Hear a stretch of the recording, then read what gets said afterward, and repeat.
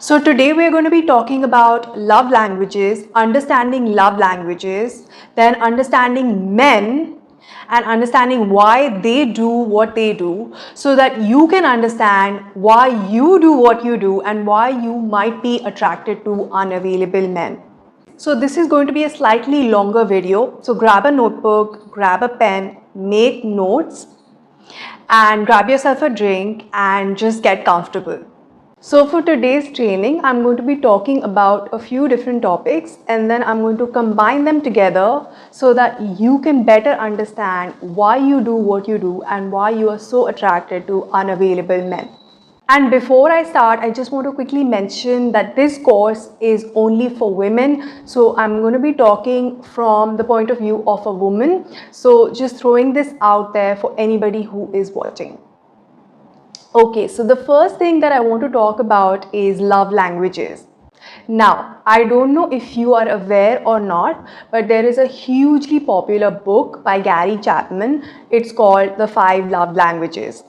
And basically, these love languages are ways in which we human beings give and receive love.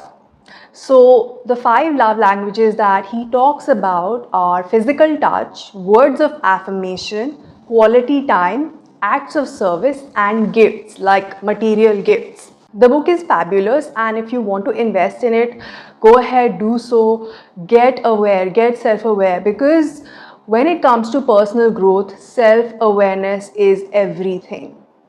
Right? So that is the concept of love languages. Now let's talk about you. If as a child your emotional needs were not met, your parents were critical, they were unavailable, maybe emotionally, maybe physically they were unavailable, you did not get the validation that you so wanted as a little child, then you have grown up craving that validation. So maybe nobody told you, you're an amazing kid, you're a wonderful kid, you're a lovely kid, we love you no matter what. Maybe you never heard these things, right? So you, the inner child in you, the inner little girl in you is craving these words of affirmation. Right? You've grown up, you've come into your 20s, maybe you're in your 30s, maybe you're reaching your 40s and beyond, and nobody ever validated you. So that little girl in you is still looking for that validation from that unavailable parent. Okay, and this little girl is running the show. She is leading your relationships. Okay, so let's talk a little bit about your needs not being met as a child. Now, when you are really young, like from the age of say 0 to 5, your understanding of the world is very limited and you think everything happens to you because of you, everything is revolving around you, right? So if your parents genuinely were busy, they were trying to make ends meet, they were both working, you didn't get enough attention, validation, love, bonding with your mother or your father. So that could also leave you feeling that you're not worth it, you're not important, you're not valuable, right? On the other extreme hand, you could have abusive people around you when you were little. Maybe there was sexual abuse, maybe there was physical violence, maybe there was emotional abuse. So this is not comparing your trauma with my trauma. The thing is that a lot of things can contribute to you feeling the way you feel. A lot of things can contribute to you not getting that validation, and a lot of things can contribute to your needs and a lot of things can contribute towards your needs not being met as a child.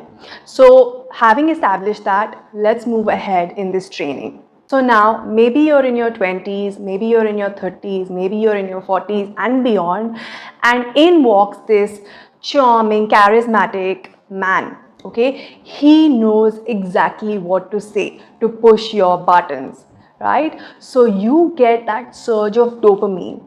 All right, so your nervous system is going cray, right? This man, first of all, he feels really familiar, he feels like home, he feels very safe. Of course, because he is just like your father or just like your mother or a combination of the two. right? So he embodies the best and the worst characteristics of your primary caregivers, i.e. your parents. And on top of that, he knows what to say. He's giving you that validation, those words of affirmation that your parents couldn't provide you with. He is giving that to you. So bear in mind, whenever a new relationship starts, there's always a honeymoon period. And during that honeymoon period, everybody is putting their best foot forward. This is just human nature, right? So he's saying the right things, he's doing the right things, he's sending you good morning messages, he's telling you how beautiful you are, he's telling you how sexy you are, he's telling you how much he likes you or how much he's attracted to you, right? He's saying all the right things. With this man, now your nervous system is going ding, ding, ding, ding, ding. You get a surge of dopamine, and this creates lethal chemistry. This creates crazy sexual attraction. So he's giving you words of affirmation, and because he also reminds you of your father and your mother, maybe both. So you have that bonding that happens instantly. So now your love languages become words of affirmation and physical touch, and everything else goes to the background. Okay, so remember this.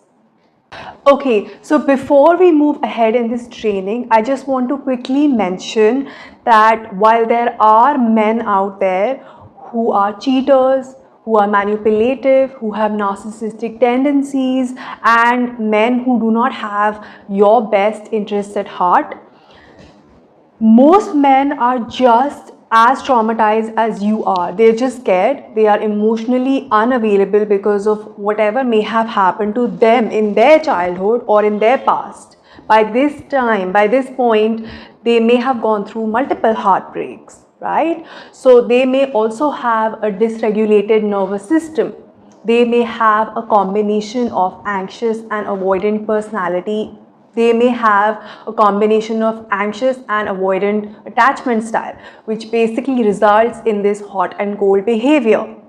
So just throwing this out there, this video is not trying to turn you against men. Most men out there are normal human beings. They have good intentions. A few, yes, they are manipulative, they are cheaters, they have narcissistic tendencies, but that percentage is a small percentage. So keep this in mind.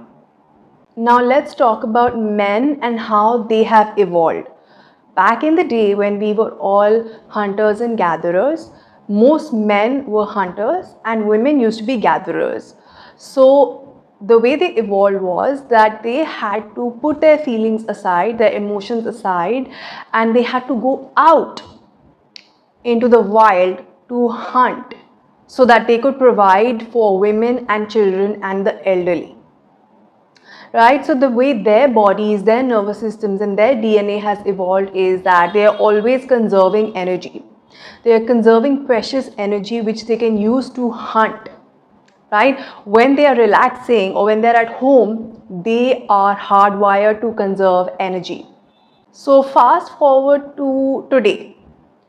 When men go out to work, that is the wild hunting ground. That's where they have most of their sharp focus and energy. So when they're at work, they're like hunters. They're like, yeah, let's do it. Let's go get it. Let's make some money. Let's crack some deals. Let's beat the competition, etc., etc. But when they're back at home and they are relaxing, that is when they are conserving energy. And that is why so many women complain that when it comes to household chores, it's so difficult for them to get the man to get up and do something, because they are just hardwired like that. You know, they will wait till either somebody else does it or they will wait till the problem takes care of itself. And if nobody is available, finally they will get up and do the task. This is just how their DNA has evolved, okay? Because they are conserving their energy to hunt. And today, in today's world, that translates to work. Okay, the second thing about men is that men absolutely love feminine energy. anything to do with the feminine body, the feminine beauty, the feminine essence, the feminine energy, men absolutely love it. Okay, now there is an abundance of feminine energy all day, every day, thanks to social media. We have Instagram, we have WhatsApp, we have Facebook. And on Instagram, they get to see a lot of feminine beauty, a lot of perfect looking bodies, a lot of naked, almost half naked bodies, right? So they're getting enough of that feminine energy. And their nervous system is like, oh my God, we don't have to make an effort to actually see all this.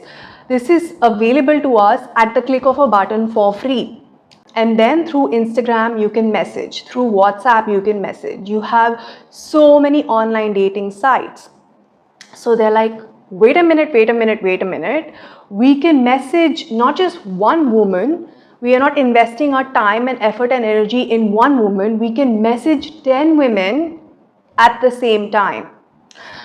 A lot of men are not doing this consciously. This is just how they are hardwired. Some people, yes, people who are manipulative may be doing this on purpose, but it is in your benefit to really understand this.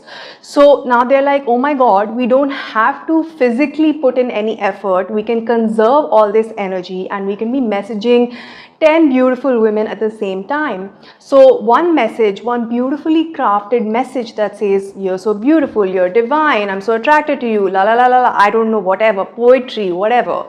They have drafted that message and they are sending it to multiple women, right? And you over here, your love language is words of affirmation. You're like, oh my God, this guy gets me, he's my soulmate, he's my twin flame, I love this guy, he's my man. And this is really sad, guys, because I have coached a lot of women, and while talking to me, they keep referring to this guy as my man, okay, as though he's the last man on this planet, as though she is his wife, as though she is his mother, as though she is his girlfriend, when in reality, after talking to them, after asking them a few questions, we come to the conclusion, we realize that they're not even in a relationship. It is not a committed relationship. Most likely it's a situationship.